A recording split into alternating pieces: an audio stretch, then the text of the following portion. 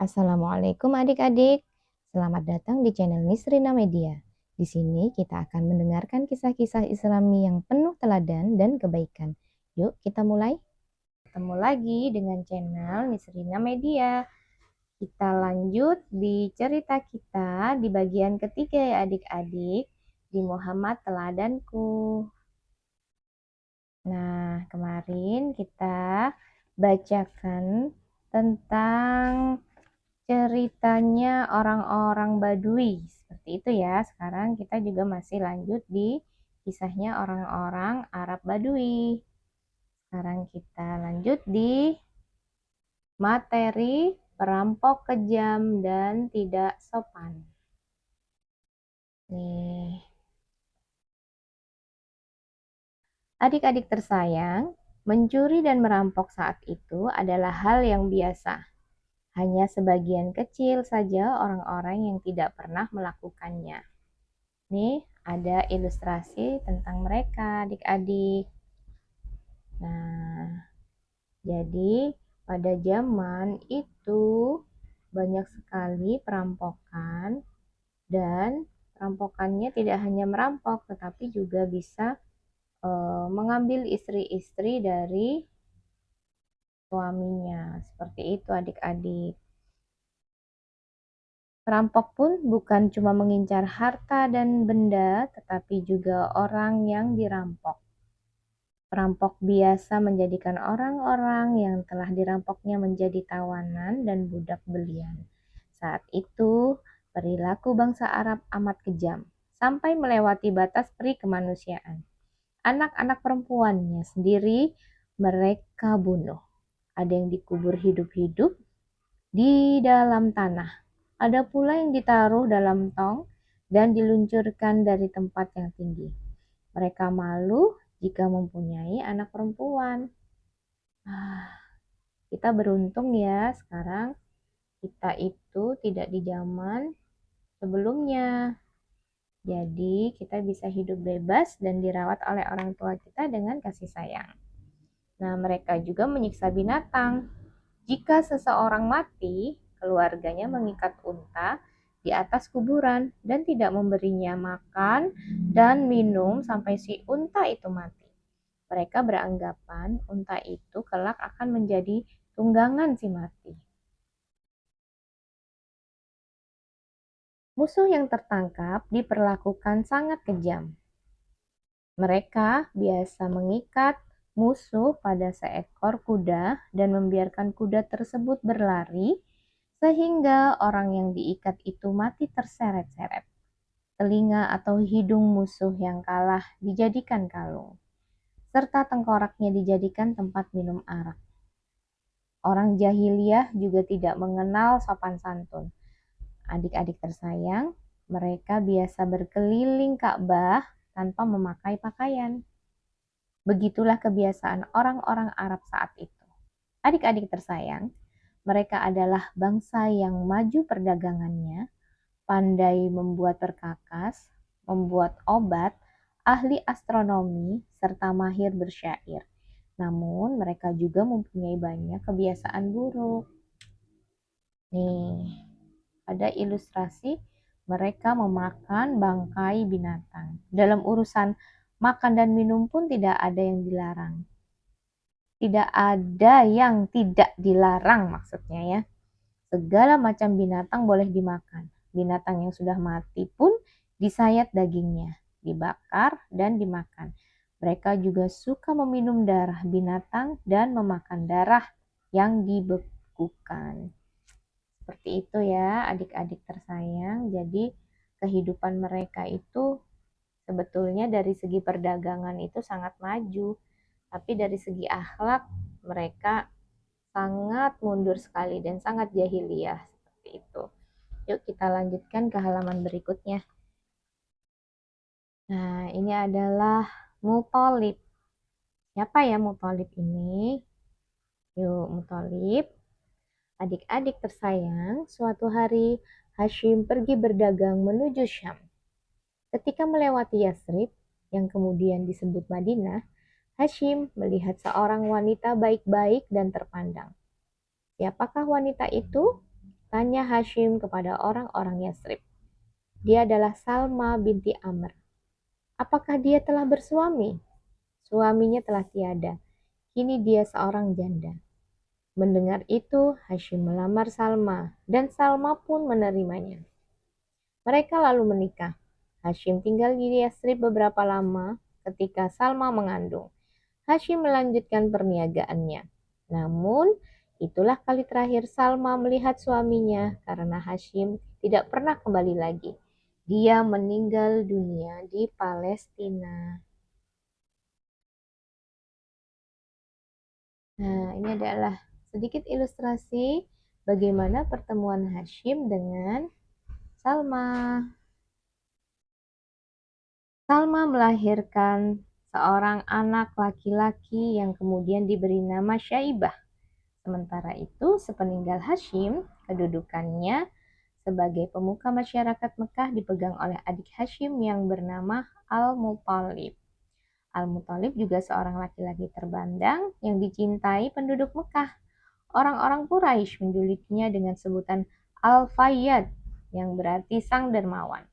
Suatu hari, dia mendengar bahwa Syaibah, keponakannya yang tinggal di Yasrib, sedang tumbuh remaja.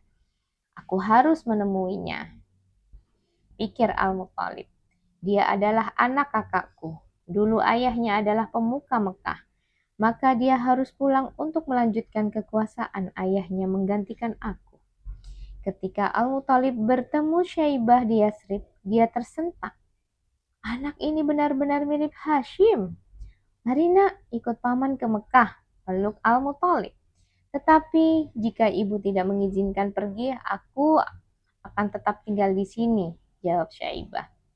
Adik-adik tersayang, apakah Salma akan membiarkan buah hatinya yang baru tumbuh remaja pergi ke Mekah yang begitu jauh?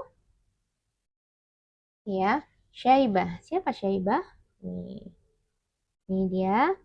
Nama Syaibah diberikan karena ada rambut putih rambut putih atau uban ya adik-adik ya di kepalanya sejak dia kecil. Selain Syaibah, Hashim telah memberi 4 putra dan 5 putri yang tinggal di Mekah. Ini dia ilustrasi Syaibah yang punya rambut putih di kepalanya. Kita lanjut ya adik-adik. Abdul Muthalib. Tidak, aku tidak akan membiarkannya pergi, jawab Salma.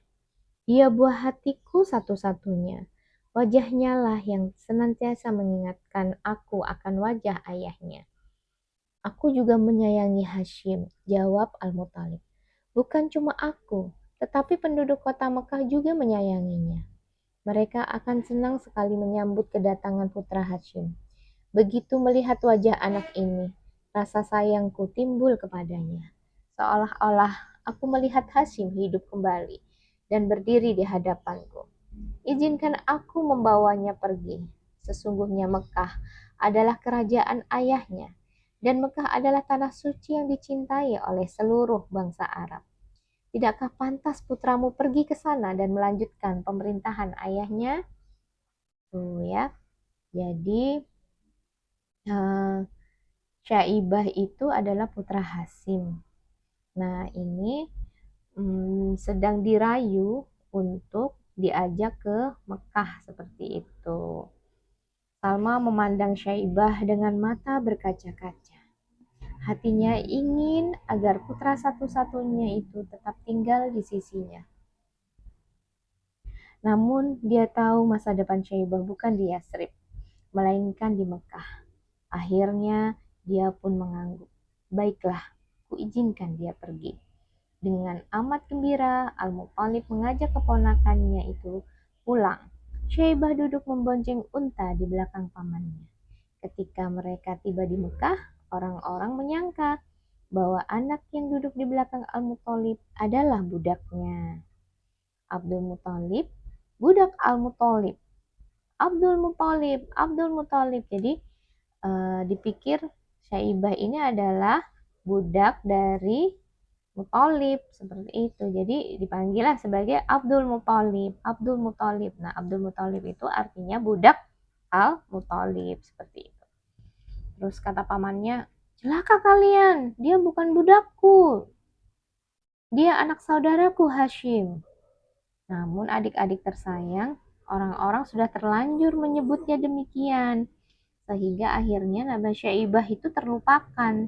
Jadi yang lebih terkenal itu adalah sebutan Abdul Muthalib. Nah, Abdul Muthalib ini kelak yang akan menjadi kakeknya Nabi Muhammad Sallallahu Alaihi Wasallam.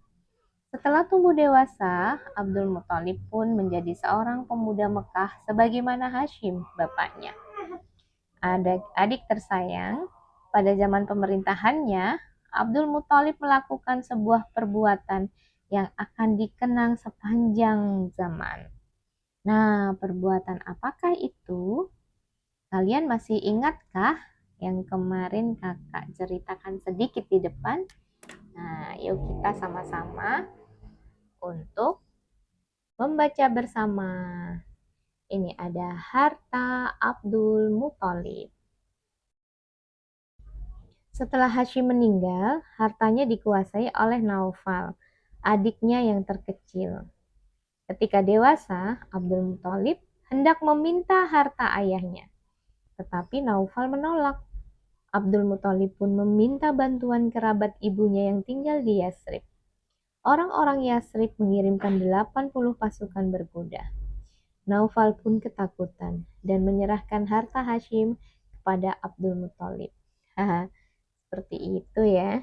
Jadi hartanya ayahnya Hashim, ayahnya Syaibah tadi ya yang disebut dengan Abdul Muthalib tadi, dititipkan kepada pamannya Naufal. Nah, ketika mau diambil ke pamannya Naufal, Naufal menolak. Akhirnya Abdul Muthalib atau si Syaibah tadi meminta bantuan kepada ibunya yang ada di kota Yasrib yang sekarang disebut oleh kita adalah Madinah. Lanjut ya. Nah, ini dia teman-teman dan adik-adik. Apa sih yang membuat kenangan itu menjadi bersejarah yang dilakukan oleh Abdul Muthalib? Menggali sumur Zam-Zam. Adik-adik tersayang, saat itu sumur Zam-Zam telah terkubur dan dilupakan orang selama ratusan tahun. Namun Abdul Muthalib tidak pernah lupa pada sejarah Mekah, bahwa dulu pernah ada mata air yang menghidupi Mekah. Mata air yang memancar keluar oleh kaki Ismail. Aku harus menemukannya, pikir Abdul Muthalib. Aku harus menemukan kembali sumur Zam-Zam yang telah dilupakan orang. Apalagi aku bertugas menyediakan air dan makanan bagi penduduk Mekah. Pikiran seperti itu tidak pernah hilang dari benaknya. Aku harus menemukannya. Aku harus menemukannya. Ini dia bagaimana ilustrasi Abdul Muthalib menemukan dan menggali air Zam-Zam. Setelah itu Abdul Muthalib mengambil tembilang dan memanggil putra satu-satunya, Haris. Temani ayah mencari dan menggali kembali sumur Zam-Zam. Haris mengangguk. Kemudian mereka mulai mencari di mana dulu letak mata air Zam-Zam berada. Setelah beberapa kali mencoba menggali di beberapa tempat, sumur Zam-Zam tidak juga ditemukan. Ayah, mungkin sumur Zam-Zam memang telah hilang, kata Haris. Tidak, nak. Ayah yakin sumur itu masih ada. Kita harus menemukannya. Orang-orang Mekah akan hidup lebih baik jika sumur Zam-Zam ada di tengah kita. Dengan gigih keduanya pun terus mencari. Orang-orang Quraisy, penduduk asli Mekah, melihat perbuatan mereka dengan heran. Mengapa engkau masih terus menggali, Abdul Muthalib? Bukankah dulu nenek moyang kita, Muzaz bin Amr, pernah menggalinya, tapi tidak berhasil? Abdul Muthalib menaruh tembilangnya dan duduk. Ya, ratusan tahun yang lalu, Muzaz bin Amr, mertua dari Ismail alaihi salam, pernah mencoba menggali Zam-Zam, tapi tidak berhasil. Padahal saat itu Muzaz telah mempersembahkan sesaji berupa pedang dan pelana berpangkal emas agar sumur Zam-Zam ditemukan. Adik-adik tersayang, apakah Abdul Muthalib menyerah dan menghentikan penggalian? Karena diejek-ejek sama orang-orang Quraisy. Tetapi tidak, teman-teman. Abdul Muthalib bersama anaknya Haris terus berusaha untuk menggali dan mencari di mana sumur Zam-Zam, seperti itu. Nih, sumur Zam-Zam itu merupakan sumber air Mekah. Abdul Muthalib adalah pengurus air dan makanan bagi tamu-tamu yang datang ke Mekah.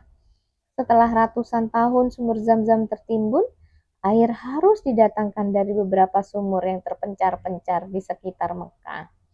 Jadi tenaganya lebih banyak lagi seperti itu ya, adik-adiknya. Jadi dengan ditemukannya air Zam-Zam itu, perkiraannya Abdul Muthalib itu akan mempermudah untuk penyediaan minum orang-orang yang berkunjung di Mekah, seperti itu. Lanjut ya. Nah, kabar baiknya adalah menemukan Zam-Zam. Malam harinya, dengan tubuh lelah, Abdul Muthalib tertidur. Tiba-tiba, dalam tidur dia bermimpi mendengar suara yang bergema berulang-ulang. Temukan sumur Zam-Zam, wahai Abdul Muthalib. Temukan sumur Zam-Zam. Temukan. Abdul Muthalib terbangun dengan keyakinan dan dengan semangat yang baru. Esoknya, dia mengajak Haris menggali dan menggali dengan lebih giat. Rasa heran orang-orang Quraisy yang melihatnya berubah menjadi tawa. Wah, ternyata ketika mereka bekerja untuk menggali sumur Zam-Zam itu diejek-ejek ya sama orang-orang Quraisy. Kasihan Abdul Muthalib, mungkin dia sudah kehilangan akal sehatnya, kata mereka satu sama lain. Suatu saat, ketika mereka sedang menggali di antara berhala Isaf dan Naila, air membersit. Air! Haris, lihat ada air! Seru Abdul Muthalib saking kagetnya. Ayo kita gali terus, ayah. Ayo kita gali terus. Ketika mereka menggali lebih dalam, tampaklah pedang-pedang dan pelana emas yang pernah ditaruh oleh Muzaz bin Amr dahulu. Melihat penemuan itu, orang-orang Quraisy datang berbondong-bondong. Wah, gitu ya, tadinya mereka mengejek, tapi sekarang mereka ikut menyaksikan seperti itu. Abdul Muthalib, mari kita bagi air dan harta emas itu, pinta mereka. Tidak, tetapi marilah kita mengadu nasib antara aku dan kamu sekalian dengan permainan kit anak panah. 2 anak panah buat Ka'bah, 2 buat aku, dan 2 buat kamu. Kalau anak panah itu keluar, dia mendapatkan bagian. Kalau tidak, dia tidak mendapatkan apa-apa. Usul ini disetujui. Juru kit mengundinya di tengah-tengah berhala di depan Ka'bah. Ternyata anak panah Quraisy tidak ada yang keluar. Pemenangnya adalah Abdul Muthalib dan Ka'bah. Karenanya, dapatlah Abdul Muthalib meneruskan tugasnya mengurus air dan keperluan para tamu Mekah setelah sumur Zam-Zam memancar kembali. Mengingat beratnya tugas itu, Abdul Muthalib sangat ingin agar dia mempunyai banyak anak laki-laki yang dapat membantunya. Adik-adik tersayang, apakah keinginannya itu? Dan apakah keinginannya Abdul Muthalib terkabul? Yuk, ini ada pedang dan pelana emas. Abdul Muthalib memasang pedang-pedang itu di pintu Ka'bah, sedangkan pelana-pelana emas ditaruh di dalam rumah suci itu sebagai perhiasan. Jadi yang tadi dia menemukan air Zam-Zam itu, di dalamnya ada persembahan-persembahan yang ditaruh oleh leluhurnya ya, bernama Muzaz bin Amr Tapi ternyata Muzaz bin Amr tidak menemukan air Zam-Zam. Nah, sepertinya Allah mempersiapkan supaya air itu ditemukan oleh Abdul Muthalib.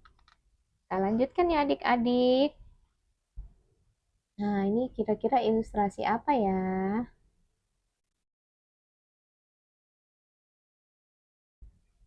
Oke, bernazar. Oh iya, tadi itu kan Abdul Muthalib mempunyai keinginan untuk mempunyai banyak anak ya. Bagaimanakah kisah selanjutnya? Apakah Abdul Muthalib benar-benar mempunyai seorang anak atau lebih dari seorang? Adik-adik tersayang, Abdul Muthalib bernazar, kalau saja aku mempunyai 10 anak laki-laki, kemudian setelah semuanya dewasa, aku tidak memperoleh anak lagi seperti ketika sedang menggali sumur Zam-Zam, maka salah seorang di antara 10 anak itu akan kusembelih di Ka'bah sebagai kurban untuk Tuhan. Wow, berat ya nazarnya adik-adik. Ternyata takdir memang menentukan demikian. Abdul Muthalib akhirnya mendapat 10 orang anak laki-laki. Setelah semua anak berangkat dewasa, dia tidak lagi memperoleh anak. Dipanggilnya ke 10 orang anak itu, termasuk si bungsu Abdullah yang amat disayangi dan dicintai. Nah, ini nanti si bungsu Abdullah ini adalah cikal bakal dari ayahnya Rasulullah Shallallahu Alaihi Wasallam. Aku pernah bernazar untuk menyembelih salah seorang dari kalian jika Tuhan memberiku 10 orang anak laki-laki. Seperti itu ya adik-adiknya. Jadi itu adalah nazar dari Abdul Muthalib. Ke-10 anaknya terdiam. Coba bayangkan, mereka mendengar akan disembelih salah satu di antara mereka. Jadi mereka terdiam ya. Mereka memahami persoalan itu. Mereka juga melihat kebingungan yang luar biasa di mata ayah mereka yang berkaca-kaca. Ternyata Abdul Muthalib juga sedih gitu ya. Bagaimana dia sanggup untuk menyembelih salah satu dari anaknya. Namun aku tidak bisa menentukan siapa di antara kalian yang harus kusembelih. Oleh karena itu, aku berniat memanggil jurukit untuk menentukannya. Di hadapan patung dewa tertinggi di Ka'bah, jurukit meminta setiap anak menulis namanya masing-masing. Ini ilustrasinya ya adik-adik ya. Nih. Kemudian dia mengocok anak panah tersebut di hadapan berhala Hubal. Nama anak yang keluar adalah Abdullah. Abdullah.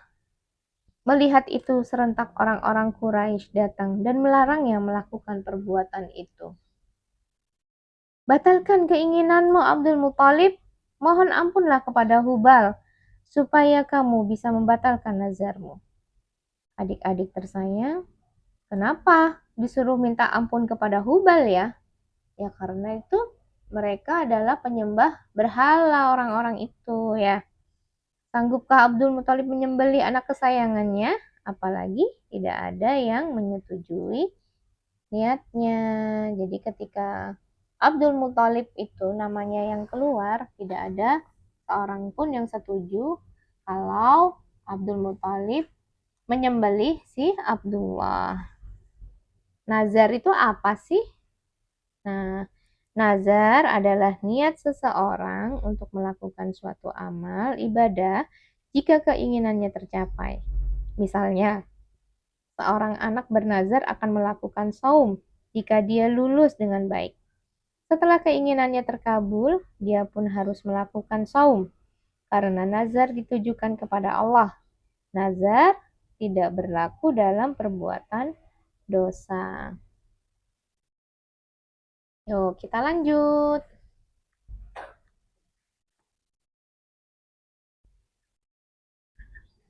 Tebusan 100 unta.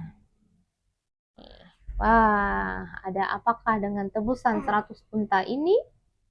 Kita bacakan ya. Dengan membajakan hati, Abdul Muthalib menuntun Abdullah menuju sebuah tempat di dekat sumur Zam-Zam yang terletak di antara dua berhala, Isaf dan Nail. Di tempat itulah biasanya orang-orang Mekah melakukan pengorbanan hewan untuk dewa-dewa mereka. Namun masyarakat semakin keras menghalangi Abdul Muthalib melakukan niatnya. Akhirnya kekerasan hatinya pun luluh. Baiklah, tetapi apa yang harus kulakukan agar berhala tetap berkenan kepadaku? Kalau penebusannya dapat dilakukan dengan harta kita, kita tebuslah, kata Mughirah bin Abdullah dari suku Makhzum. Setelah diadakan perundingan, mereka sepakat menemui seorang dukun di Yasrib. Berapa tebusan kalian? Tanya dukun wanita itu. 10 ekor unta. Kembalilah ke negeri kalian. Sediakan tebusan 10 ekor unta. Kemudian undi antara unta dan anak itu. Jika yang keluar nama anak kamu, tambahkanlah jumlah untanya. Kemudian undi lagi sampai nama unta yang keluar. Mereka pulang dengan lega dan segera mengundi dengan anak panah. Ternyata yang keluar adalah nama Abdullah. Mereka menambah tebusan unta dan mengundi lagi. Ternyata lagi-lagi nama Abdullah yang keluar. Demikianlah adik-adik tersayang. Abdul Muthalib menambah dan menambah terus jumlah unta. Ketika jumlah unta sudah mencapai 100 ekor, barulah nama yang keluar adalah unta. Dewa sudah berkenan, seru orang-orang. Tidak, bantah Abdul Muthalib. Harus dilakukan 3 kali. Akhirnya setelah 3 kali dikocok yang keluar adalah nama unta, 100 ekor unta itu pun disembelih dan dibiarkan begitu saja tanpa disentuh manusia dan hewan karena mereka beranggapan bahwa unta itu untuk dewa. Nih, jadi setelah 100 jumlah untanya, maka yang keluar adalah nama unta adik-adik, bukan lagi nama Abdullah. Seperti itu.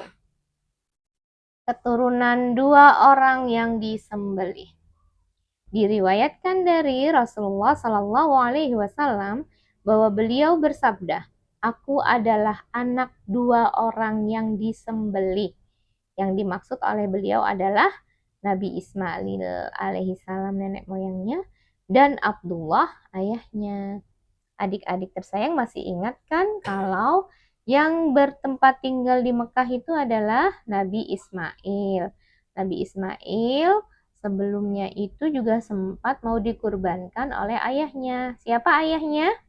Nabi Ibrahim. Sampai ketika akan terjadi eksekusi penyembelihan itu, Allah mengganti Nabi Ismail dengan seekor domba. Nah, setelah turun-temurun, akhirnya Abdullah bernazar untuk menyembelih salah satu anaknya gitu ya, nazarnya ya.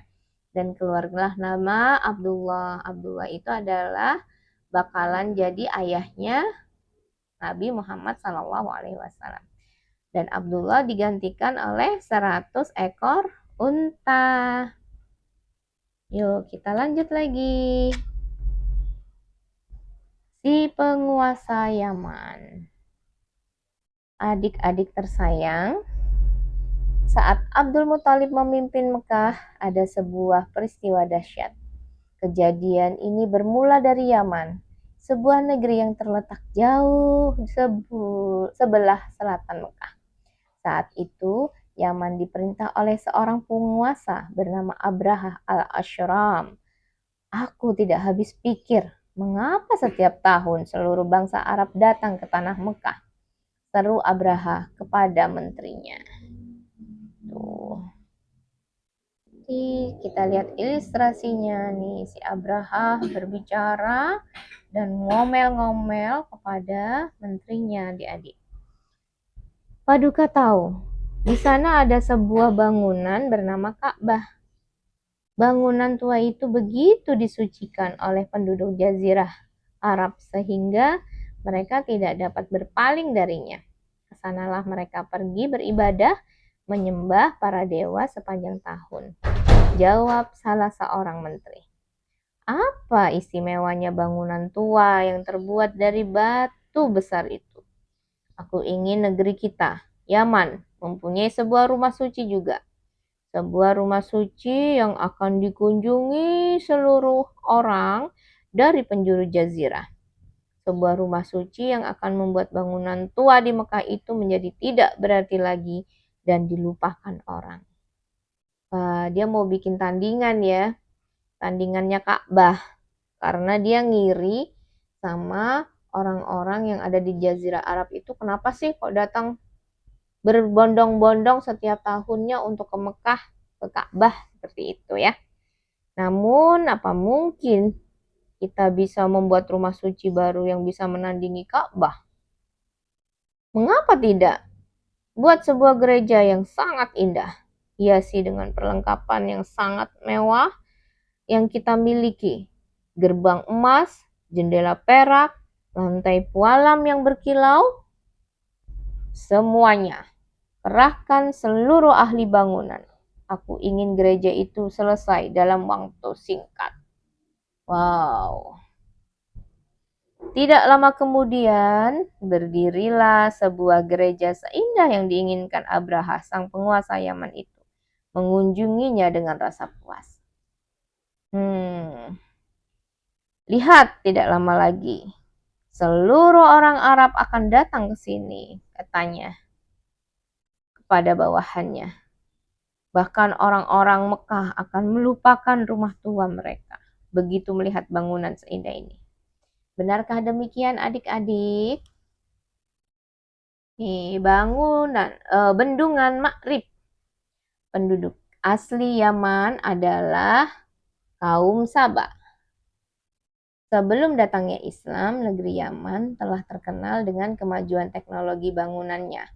Salah satu bangunan yang amat terkenal adalah bendungan raksasa Ma'rib. Ketika bendungan ini jebol, banjir besar melanda daerah sekitarnya sehingga para penduduk terpaksa pindah ke negeri lain. Seperti itu teman-teman, adik-adik tersayang. Kita sudahi dulu bagian ketiga kita. Sampai jumpa di bagian keempat. Sekarang sudah sampai halaman 43. Selanjutnya nanti kita lanjut di halaman 44. Jangan lupa like dan subscribe ya adik-adik tersayang. Terima kasih. Wassalamualaikum warahmatullahi wabarakatuh.